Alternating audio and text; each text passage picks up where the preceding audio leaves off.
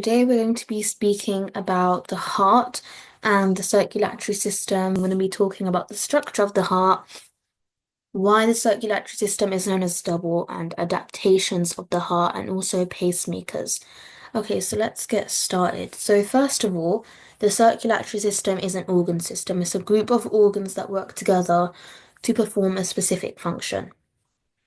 So the circulatory system transports oxygenated blood around the body to cells that need to respire, and deoxygenated blood to the lungs obviously can get oxygenated.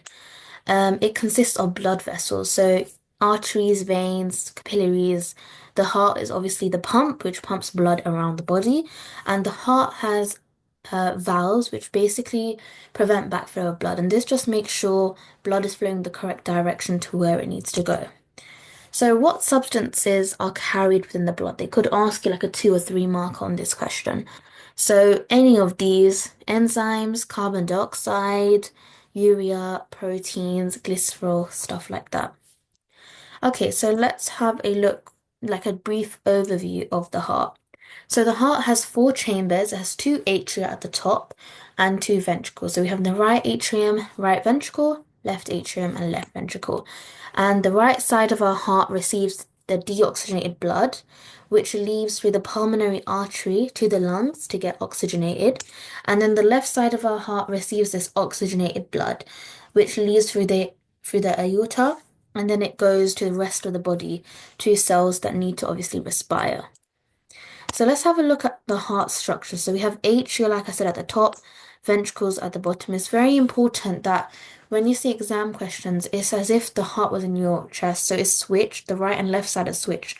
So if you like the right side that you can see is actually the left side because it's switched. Yeah, so just make sure you know that. Okay, so as you can see, your right side is the left side, and this is the right side. So let's have a look at the right side first. So first, blood. You need to know the flow or direction, the flow of blood in the body. So first, it enters through the vena cava, and it then goes through the right atrium and then the right ventricle. And in between the atrium and ventricle, as you can see, it says heart valve. This just makes sure that the blood is moving this way and doesn't all of a sudden decide to go back out. So that's why you have valves. Then it goes up the right ventricle and out the pulmonary artery, and then it goes to the lungs, basically. And if we have a look at the left side of the heart, the blood enters through the pulmonary vein, then down this left atrium, then through the left ventricle, and then it goes up and leads throughout the aorta to the rest of the body. So that's how the heart looks. You need to be able to, they could ask you to label it, they could ask you what the flow of blood is from any specific area. So just make sure you know this by heart. Okay, you need to also know how the heart is adapted for its function of pumping blood around the body. So first of all, the wall of the left ventricle here, okay, that's what it's talking about, is a lot thicker as it has to carry blood under high pressure to the rest of the body. Because it's going around the body, the left ventricle wall needs to be a lot thicker compared to like the right ventricle wall because that's just going to the lungs, which is right next door. The heart is made of a muscle called cardiac muscle, and this basically doesn't fatigue, so the heart is constantly pumping blood. The heart contains valves to just make sure blood flows in the correct direction, no backflow of blood. And it contains coronary arteries on the outside of the heart. And basically, what this does is it supplies the heart with nutrients and oxygenated blood so the heart can respire and obviously do its function. What they could ask you is why the circulatory system is known as double. This is because there are 2 ways, 2 different bloods being transported around the body. Oxygenated blood goes from the heart to the rest of the body, whereas deoxygenated blood leaves from the right side of the heart to the lungs to get oxygenated. Okay, the next thing is pacemakers.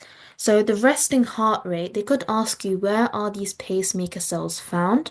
And it's found in the wall of the right atrium. You need to make sure you say wall of the right atrium. And basically, these cells in the wall of the right atrium they regulate the contraction of the heart by sending these electrical impulses to the cardiac muscle cells. So they just make sure that the heart is contracting properly.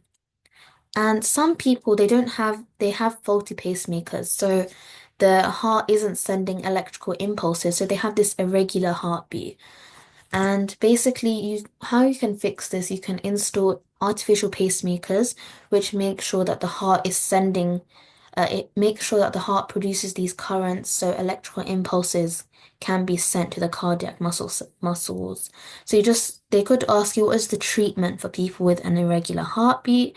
And you say, using artificial pacemakers, basically it produces currents that causes the heart to send electrical impulses to make sure that the heart is beating regularly. Okay, so let's have a look at some questions. So it could ask you describe the how deoxygenated blood moves through the heart. This can come up as a multiple choice question. So if we just have a look here, it enters through the vena cava. Okay, we're talking about deoxygenated blood, remember? It enters through the vena cava, down the right atrium, then through the right ventricle, and out the pulmonary artery to the lungs. The next question says, where would you find pacemaker cells in the heart? What do? So they're found in the wall of the right atrium, and they make sure that the heart is beating regularly. Okay, explain why the walls of the left ventricle are thicker than the walls of the right ventricle. So it's thicker because it needs to carry blood under high pressure to the rest of the body, whereas the right ventricle just needs to pump the deoxygenated blood to the lungs, which is not as far. What kind of muscle is the heart? Like we said, the heart is a cardiac muscle. And this kind of muscle, like we said, it doesn't fatigue. Explain what happens to the heart to meet the demand of exercise. So the heart will just contract more, it will beat more, stuff like that. 6, what vessel carries the deoxygenated blood back to the lungs? It's the pulmonary artery. Like I said, yeah, so the left ventricle transports blood all around the body. That's why the wall is thicker. And yet it does this under higher blood pressure. And if we just have a look at number 5, like I said, if you're exercising, so that means the rate of respiration will increase. The heart contracts more, it pumps more fast, and it beats faster to make sure more oxygen is reaching your cells in the body so they can respire and release energy. Okay, let's have a look at this question where they've given us the heart and they're asking us to label chamber A and B. So remember, the right side and the left side are switched. So this is going to be left, and this side is going to be right. So this is going to be, because it's the bottom, this is obviously going to be your left ventricle, chamber B, and chamber A is going to be your right ventricle. And what do you think this bit at the top is? This bit is obviously your aorta. Okay, and the oxygenated blood enters through the pulmonary vein, and this is where the deoxygenated blood enters through the vena cava. And sometimes, some diagrams, they show the inferior vena cava down here, the superior vena cava there. So I hope you benefited from this video, and make sure to subscribe, like, and share for more videos like this. And if you want, you can suggest some topics in the comment section below.